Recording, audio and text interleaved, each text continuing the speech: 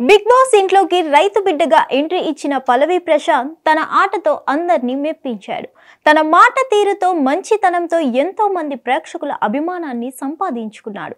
ఇలా big boss reality షోలో contestant గా నిలిచి చివరికి టైటిల్ సాధించారు. బిగ్ బాస్ సీజన్ 7 రియాలిటీ షోలో కంటెస్టెంట్ గా పాల్గొన్న వారిలో పల్లవి ప్రశాంత్ ఒకరు. రైతు బిడ్డగా బిగ్ బాస్ ఇంట్లోకి ఎంట్రీ ఇచ్చి అందరి మనసులు గెలుచుకున్నారు. రైతు గురించి, తన తండ్రి గురించి ఎమోషనల్ గా మాట్లాడుతూ ఫుల్ ఫ్యాన్ ఫాలోయింగ్ ను సంపాదించుకున్నారు. ఇలా బిగ్ బాస్ పెట్టిన ఆటల్లో కూడా తనదైన శైలిలో చురుకుగా పాల్గొనేవారు. మొత్తం మీద బిగ్ బాస్ సీజన్ 7 విన్నర్ గా నిలిచారు పల్లవి ప్రశాంత్.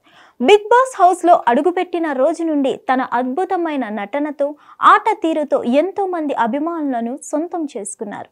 పల్లవి ప్రశాంత్ ఆడే తీరులో కానీ, అతను మాట్లాడే మాట తీరులో కానీ నిజాయితీ కనబడేది. అలా బిగ్ బాస్ కంటెస్టెంట్ గా కొనసాగుతూ చివరికి టైటిల్ రేస్ కి చేరుకున్న పల్లవి ప్రశాంత్ టైటిల్ విన్నర్ గా నిలిచారు.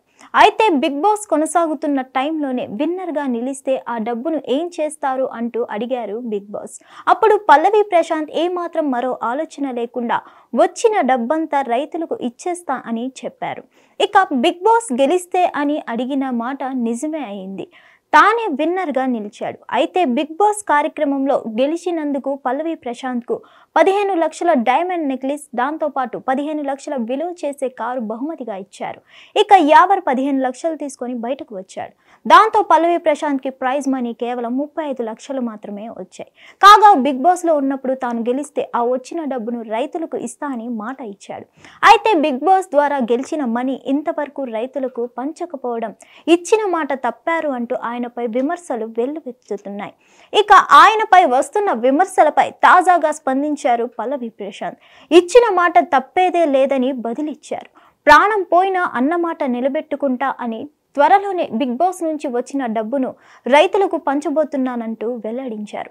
అయితే ఇక్కడ ఇంకో విషయం ఏంటంటే 35 లక్షల్లో టాక్స్ అంతా పోయి కేవలం 16 లక్షలమే మాత్రమే తన చేతికి వచ్చిందని, ఆ డబ్బును రైతులకు పంచబోతున్నారనే వార్తలు కూడా వినిపిస్తున్నాయి.